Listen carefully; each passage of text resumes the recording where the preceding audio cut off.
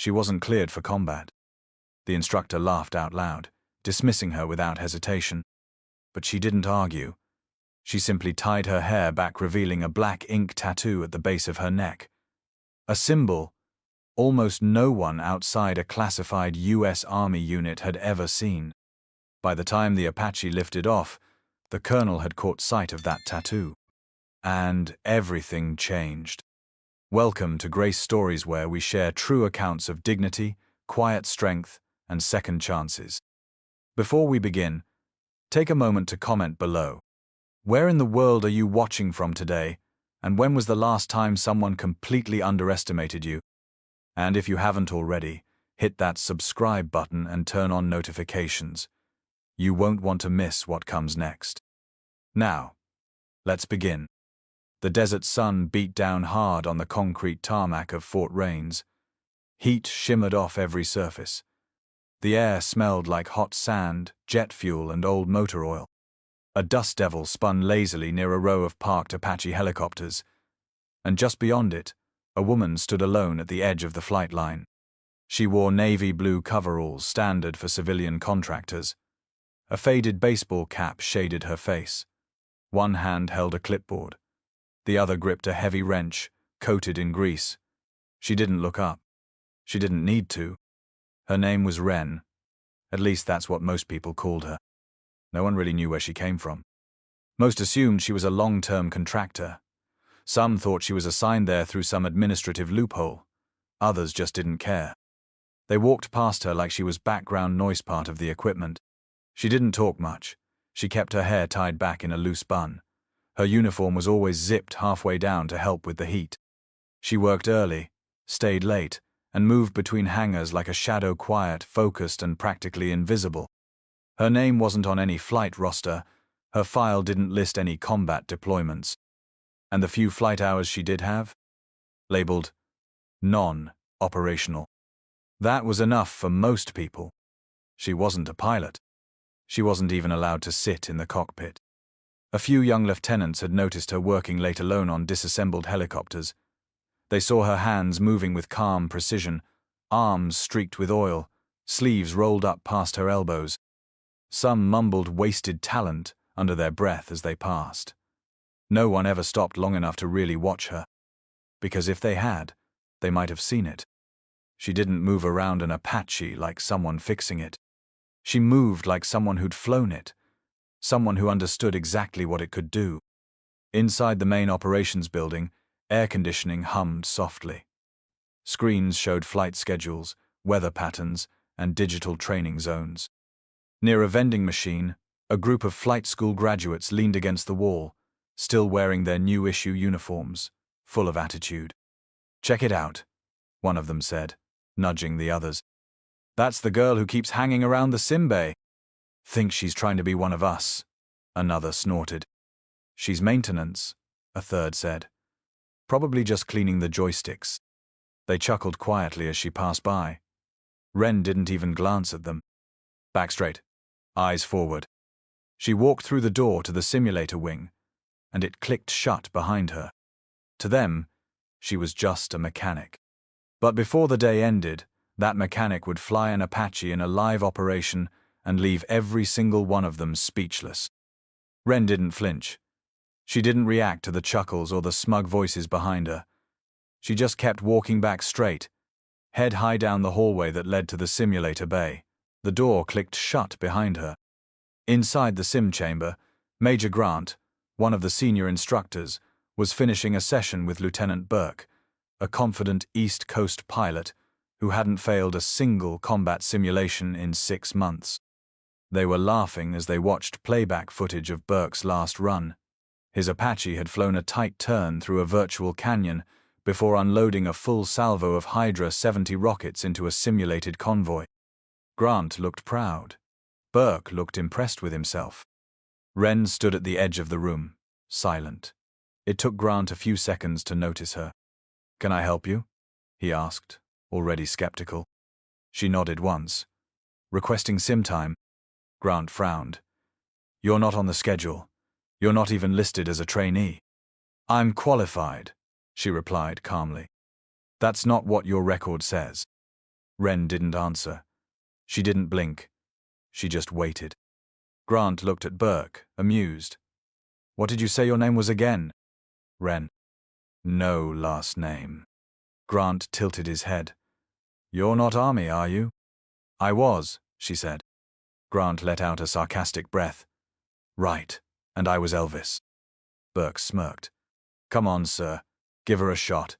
Let's see what the janitor's got. Grant paused, clearly amused by the idea of putting her in her place. Then he turned to the console. Fine. 2 minutes.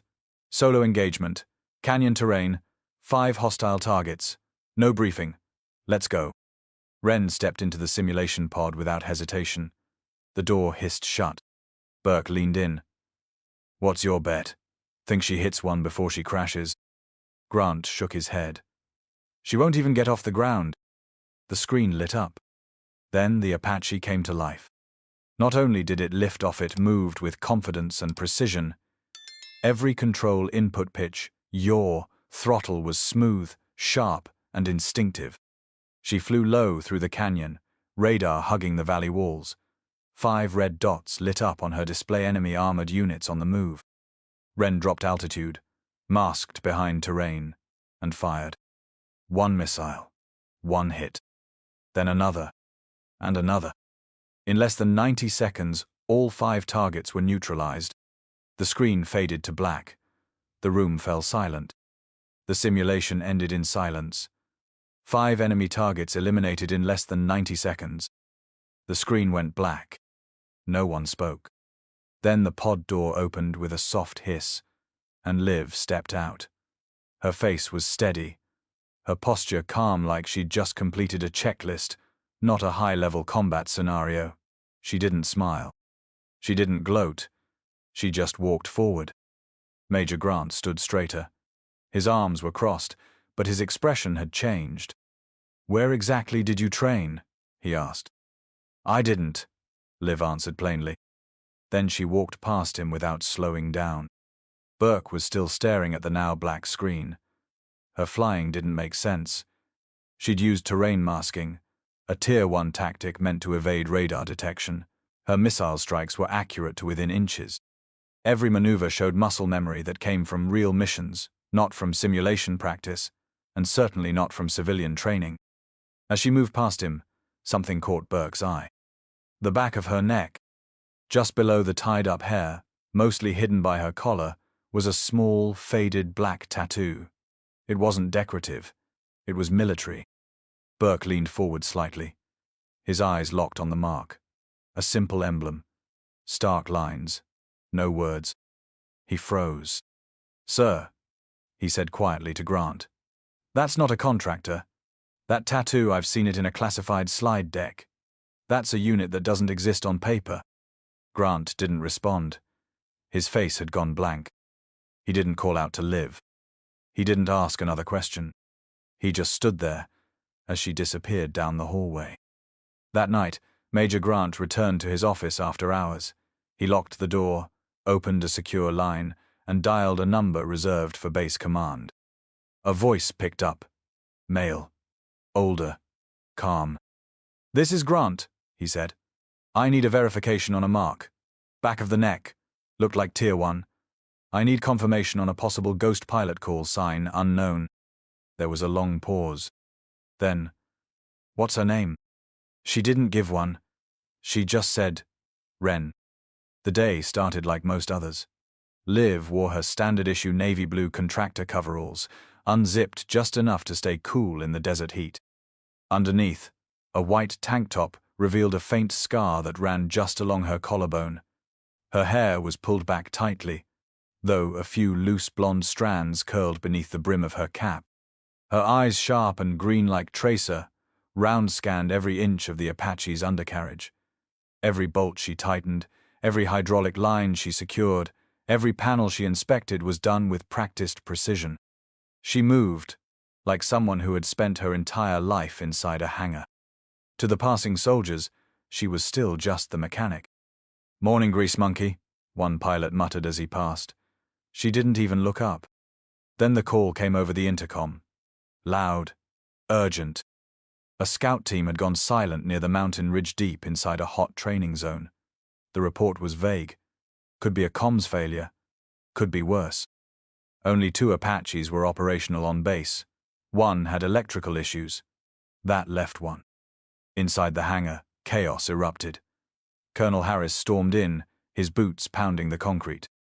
"Which Apache is closest to flight? Ready," he barked. Liv stepped forward without hesitation. "Tail number 7. She's prepped, just needs a systems check and someone who can fly her in desert heat." The colonel didn't even turn his head.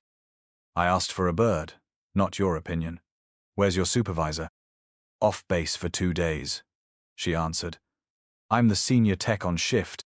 "Well, you're not cleared for combat or flight. Just get it ready. I'll find someone who is." Liv didn't argue. She turned back to the aircraft and finished the systems check herself. Hydraulics, green. Weapons sync, green. Diagnostics, clean. Inside the colonel's office, she could hear the debate 2 warrant officers arguing over who had enough recent flight hours. One had failed heat acclimation. The other hadn't flown an Apache outside a simulator in 6 months. Liv didn't wait. She walked calmly to the cockpit, climbed into the seat like she'd done it 1,000 times. Her hands moved instinctively, working through the pre-flight checklist. Only once did she pause when she reached for the auxiliary switch panel. That's when it slipped into view. The tattoo. It wasn't just a design. Inked into the side of her neck was a stylized dagger flanked by rotor blades. It was small, subtle, but anyone who had served in Black Ops aviation would know what it meant.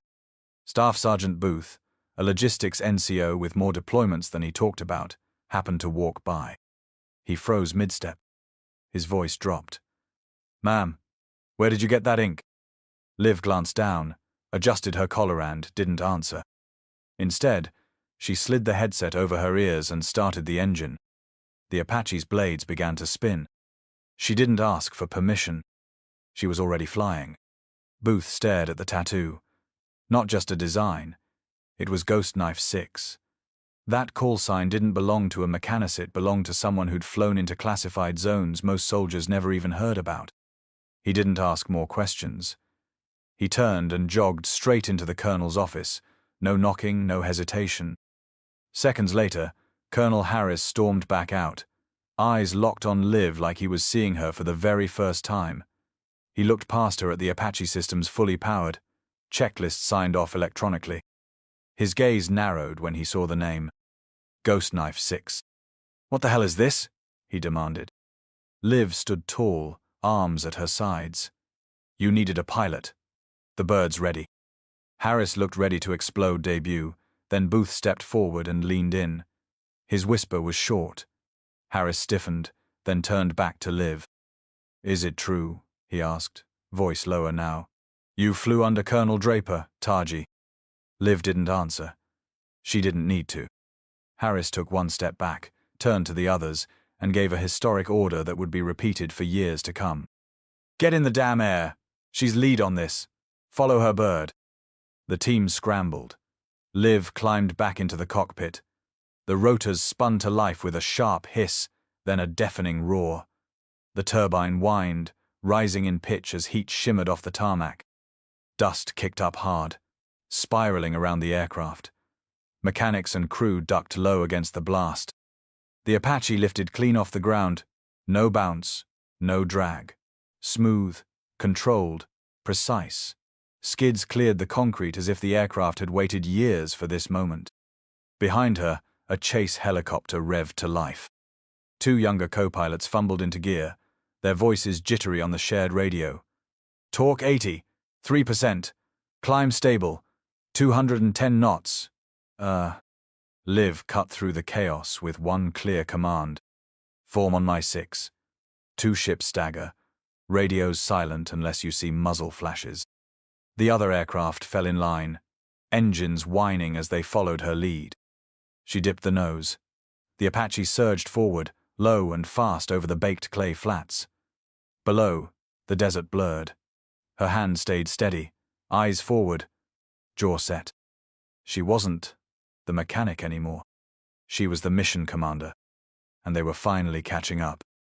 Command had asked for aerial eyes on the ground. Liv was about to give them much more. She would bring back the convoy herself intact and alive. At just 50 feet above ground level, she banked left, cutting the Apache between two jagged sandstone spires like a surgeon's blade. The chasebird trailing behind wobbled in the turbulence, its young pilot wide-eyed, instinctively pulling higher. Liv's voice crackled over the comms. "Stay low. Use the terrain. SAM teams won't waste a missile on a shadow they can't lock." The rookie behind her swallowed hard and steadied his nerves. He followed her into the fold of rock, fear replaced by focus. Then she saw it. A whisper of grey smoke in the distance, rising from a shallow valley. The Humvee was there wedged beneath a shale overhang. Still, too still. No visible movement, no voices. It was a textbook ambush zone, only one narrow exit, high ridges on both sides. A perfect kill box. Liv pulled back on the throttle. The Apache's rotors groaned, thudding slow and deep as she scanned the ridges. The nose-mounted 30mm cannon tracked east. Thermal optics flared on, and heat signatures bloomed 3, maybe 4 armed hostiles advancing through the brush, closing in on the stranded vehicle. She switched to a private channel. "Chase 1, orbit high right. Cover my egress. I'll sweep." "Copy. Ghost Knife 6. The reply came quick. No more doubt in his voice, only respect. He leaned on that call sign now like a lifeline. It had surfaced from a file too classified for regular briefings. Liv rolled to port, kicked the tail rotor, and dropped the Apache into the heart of the valley. Rotor wash shredded the haze, sending grit flying and rattling every loose bolt on the Humvee. The enemy fighters' scatterdown tripped and fell flat as Liv's cannon barked to life, spraying bursts that chewed into the rocky ridge just inches behind him. Not a kill, just a warning. Close enough to scorch the cliff face and nerves. She pivoted left. Another short, controlled burst collapsed part of the eastern ledge. 2 more hostiles scrambled for cover. They wouldn't make it. "Team Havoc, radio check." Static then, a raspy voice. "Copy, Ghost Knife. 2 Kayar. 1 walking wounded. Can't move. Tires gone. We're sitting ducks." Liv flared hard, backing the Apache into a hover just inches above the dust. The side door flew open. Her crew chief dropped out and sprinted through the storm toward the Humvee. Liv never blinked. Her eyes locked on the thermal scope. 2 remaining hostiles were scrambling into a technical at the far end of the valley, swinging a mounted machine gun into position. She swiveled. Bam, bam, bam. 3 controlled bursts. The technical's engine block exploded. The gunner disappeared into a ball of dust and flame. 30 seconds later. "Package on board," her crew chief's voice cracked through. Purple smoke bloomed from the LZ. Liv raised collective, torque peaking as the Apache clawed up into the sky. She angled hard between the ridges, pivoted onto the exit vector, and punched it. The chasebird tucked in behind, carrying the wounded Dun sergeant gripping shattered comms gear with blood running down his chest plate. They cleared the mountains in 5 minutes. Radio silence broke only once, the medic gasping updates from the back. Behind them, a single pillar of black smoke marked the ambush site, the enemy transport still burning, reduced to twisted metal in the desert sun. And ahead, Fort Reynolds. A line of gates, a familiar skyline, and the promise of safety. She was bringing them home. The base shimmered ahead like a desert mirage. Liv throttled back, letting the chase helicopter overtake and touch down first. Medics were already sprinting across the landing pad toward the wounded. She held her course steady, circled once, then brought the Apache into final approach. Her landing was smooth, quiet, deliberate. The aircraft settled with barely a jolt, engines spooling down to idle. Dust from the rotor wash hung in the air, then slowly drifted away. A crowd had gathered. Mechanics, flight officers, even a few grizzled infantrymen who rarely left the barracks unless ordered. Word had traveled fast. Something had happened out there, and it wasn't routine. Colonel Harris moved through the crowd with purpose, his helmet tucked under one arm. His face was calm but unreadable. Liv unstrapped from the cockpit, climbed down the side ladder, and dropped to the tarmac. Her boots hit with a solid thud. She stood tall, silent, facing the colonel. For a long moment, neither of them spoke. Then Harris's eyes settled just below her collarbone. A thin black line peeked out from beneath the edge of her flight suit, streaked with sweat and desert dust. The unmistakable edge of a dagger and rotor tattoo. Ghost knife. His jaw unclenched. "I flew with a ghost knife once," Harris said, low but firm. "Helmand Province, 2009. Saved my entire platoon."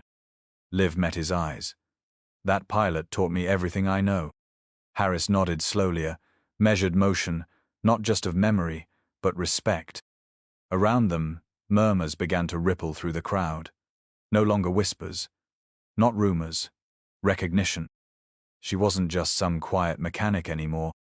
She had flown headlong into an ambush, extracted a pinned-down unit, gotten everyone out alive. And she'd done it in a helicopter. Some considered outdated under a call sign the military itself had buried in classified files. Colonel Harris drew a breath and raised his voice just enough to carry. "From this moment forward, Captain Reynolds is reinstated to full flight status, effective immediately. She'll lead all Apache operations on this base. Anyone with objections, you can take it up with me." He looked around. No one moved. No one spoke. Liv exhaled. Years of silence, secrecy, and second-guessing gone. She turned to the Apache. Dusty. Scarred. Still radiating heat. She reached out, gloved hand brushing along the fuselage. The machine hadn't just flown. It had carried her home. Colonel Hargrave arrived minutes after the emergency landing. A former combat pilot, tall and broad-shouldered, he carried the weight of old-school authority. His boots hit the tarmac hard as he marched past the flight line. He didn't like rumors, and right now, there were too many about a mechanic, an override, and a jet that should have exploded but didn't. He barked at Corporal Diaz. "Who authorized the override?" Diaz stood his ground. "She didn't override, sir. She corrected it. Saved the aircraft." The colonel didn't like that answer. He turned toward the hangar, jaw clenched, and shoved open the door. Liv was already inside. Calm. Upright. Waiting. "Liv," he said, "I heard you disarmed the lockout. Who gave permission?" "I did," she answered flatly. "You don't have that authority."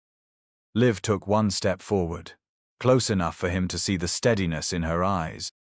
"Your checklist," she said, "would have cooked the turbine." Silence. For a moment, nothing moved.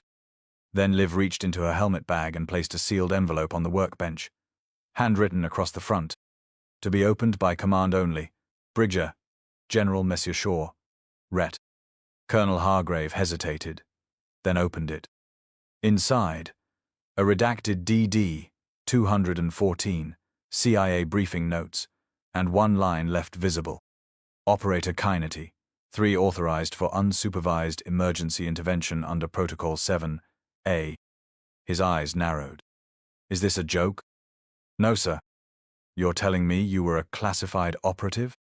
"I'm telling you I've done things that don't show up on personnel lists." He stared at her for a long moment. Then, quietly, "Your actions saved that bird. That's clear now. But this conversation never happened." "Understood," Liv replied. Colonel Hargrave turned to leave but paused at the door. "You're not just a mechanic." Liv didn't respond. She didn't need to. The sky was open again, and the base knew exactly who'd earned it. Colonel Hargrave stormed across the tarmac, boots striking the ground like a drumline, his eyes locked onto the hangar. He was an old-school pilot, decorated, respected, and rigid. He believed in protocol, in hierarchy, in clear chains of command.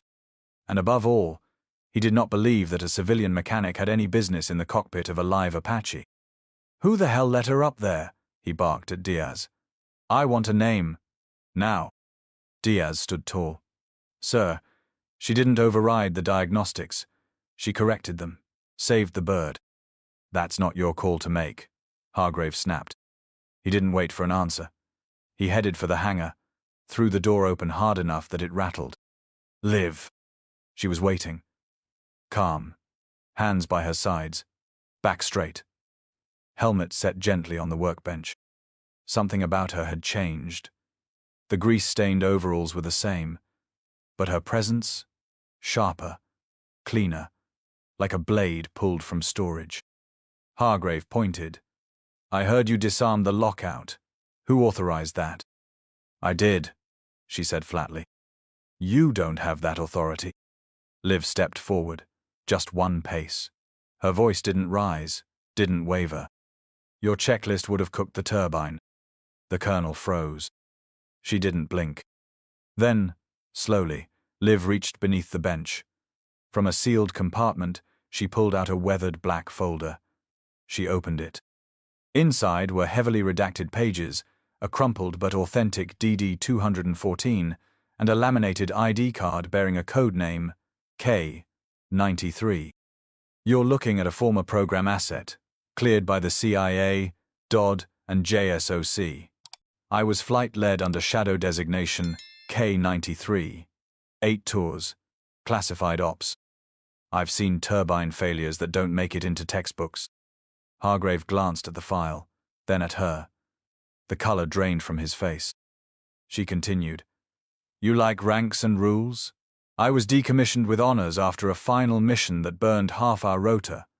But the bird still made it home. Like today. The colonel said nothing. Outside, the base kept moving.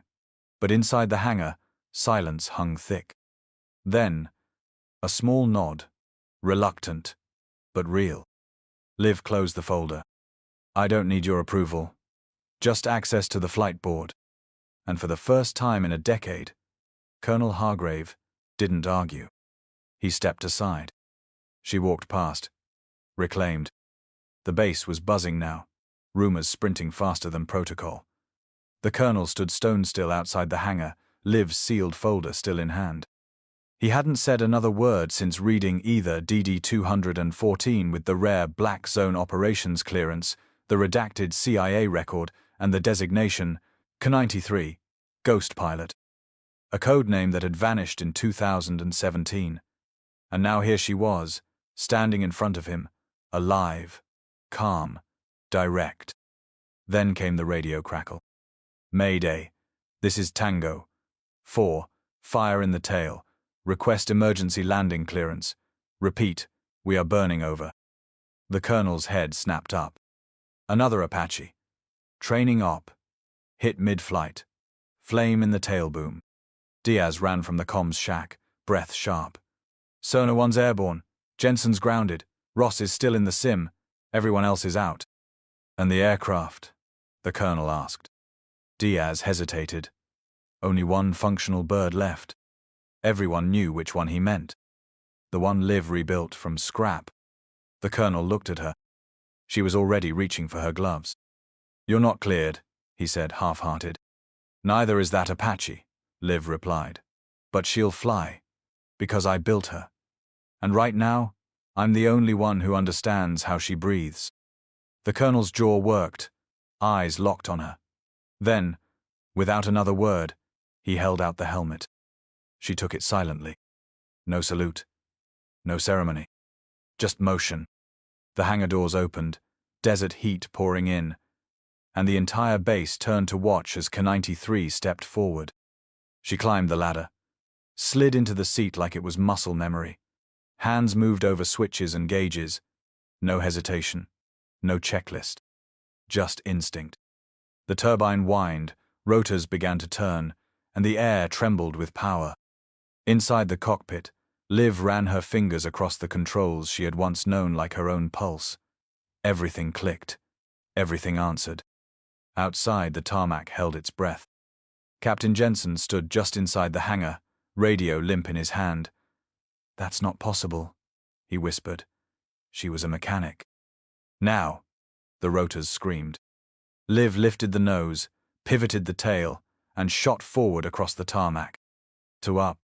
Higher. Gone. Minutes later, her voice came through comm steady, professional. This is 93. I have visual. Birds unstable but recoverable. I'm initiating intercept and lead down protocol.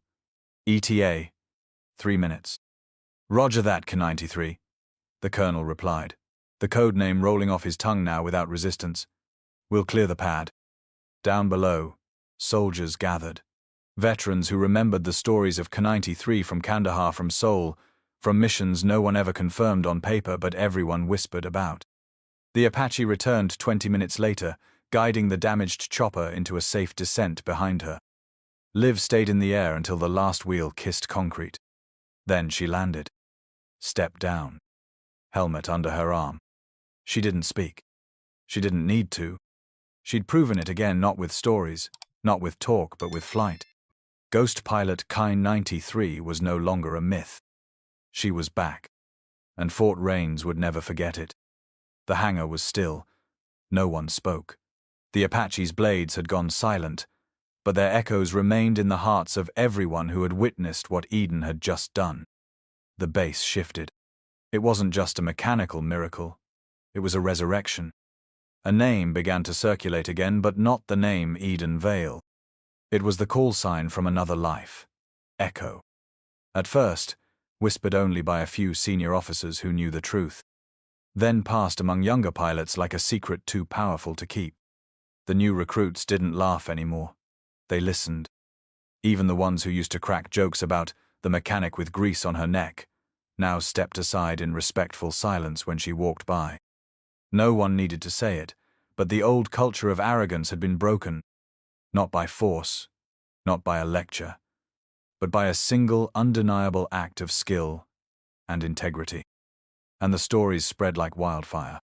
She flew a live fire extraction on one engine. She saved a pilot mid-flight who never saw the danger coming. She did it all while everyone else was still second-guessing her. They called her a ghost, a myth come back to life. And for the first time in years, she didn't hide the tattoo on her neck, the one once covered in shame and sweat and silence.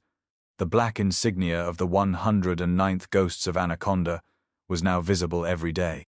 Not because she needed validation, but because she no longer needed to hide. One morning outside the simulator bay, a group of rookies were swapping war stories they hadn't earned. A young lieutenant named Corwin spotted Eden walking by, clipboard in hand, coveralls streaked with oil. "You here to clean the vents, ma'am," he snorted. Eden paused. She didn't frown, didn't reply with sarcasm, just looked at him with a calm so steady it made others nervous. Then she said just 4 words. "See you in airspace." He chuckled. 20 minutes later, Corwin entered the simulator. His name flashed on the combat roster. Right next to it, Ekun. He didn't laugh again that day. Because within minutes, Eden had executed a combat maneuver that had never been logged before in simulation history, threading a near-dead Apache through tight terrain with one engine down, pulling a 5-man extraction under simulated live fire, and maintaining a kill ratio that defied logic. Corwin never made it past Phase 2. When he exited the simulator, pale and quiet, Eden passed him without a word. She tossed a rag over her shoulder and walked away. But someone was watching from the rail above Colonel Hargrave. Coffee in hand, quiet as ever. He turned to Corwin and said calmly, "Next time you see a mechanic, son, look at their hands. Scars like that? They're not from fixing helicopters, they're from saving lives." And just like that, the myth was no longer a myth. Echo had returned. That evening, the sky turned gold. The sun dropped low behind the hills, casting long shadows across the airstrip. Floodlights flickered on, painting the base in soft halos. Eden stood by her Apache. Not inside, just beside it. She wasn't prepping for flight. She wasn't logging a mission. She was remembering. The cockpit was sealed, the rotors still, but her mind was moving. The missions that were never logged, the names that were never spoken, the people she had saved and the ones she hadn't. And then, from the shadows, footsteps. She didn't turn, just listened. The man approaching wore no uniform, no stripes, no insignia. But Eden tensed. Her posture straightened, her eyes narrowed, just slightly. Then she heard the voice. Didn't think I'd find you here. Still, she didn't look at him. Took you long enough, she said. I wasn't sure you were real, he answered. Not until I read the report. At that, she exhaled slowly. Her shoulders softened, just a little. I thought you died in Kandahar, she said. I almost did, he replied. But you got me out. Only then did she turn just enough to meet his gaze. Her eyes shimmered with emotion. She didn't speak. You saved me, he said simply. Now I work for the ones who almost forgot you. I've made sure they won't forget again. She didn't reply right away. Instead, she looked out at the line of jets in the distance, glowing under the tower beacon. You still fly, Eden? He asked softly. She paused. Then, in a quiet voice that carried more truth than any battle report, she said, Only when I have to. A beat passed. Which is always. He didn't push for more. Didn't try to explain what came next. He just nodded and walked away, leaving her there a silhouette against a dying sky. Not because she had something to prove, but because someone might need her again. And when they did, she would be ready. Life, lesson, never underestimate quiet strength. This story reminds us that true greatness often walks among us unnoticed. The quiet mechanic who saved lives wasn't seeking praises, was simply doing what was right, even when no one was watching. In a world that often values appearances over character, we forget that experience, wisdom, and quiet resilience can carry the weight of 1,000 battles. Many of us, especially as we grow older, feel invisible, overlooked because of our age, our silence, or our modesty. But stories like Eden's remind us, our value is not measured by how loudly we speak or how much recognition we get. It's measured by what we do when it matters most. Whether you wore a uniform or not, each of us carries scars, seen or unseen. And those scars often mean we've lived, loved, lost, and kept going. That's courage. If this story gave you chills, or reminded you never to judge someone by their uniforms, share it with someone who needs to hear it. At The Human Stories, we believe real courage often hides in silence. Thank you for reading. See you in the next mission. Don't forget to subscribe to our channel for more real, powerful stories like this. We'll see you in the next video. Take care until then.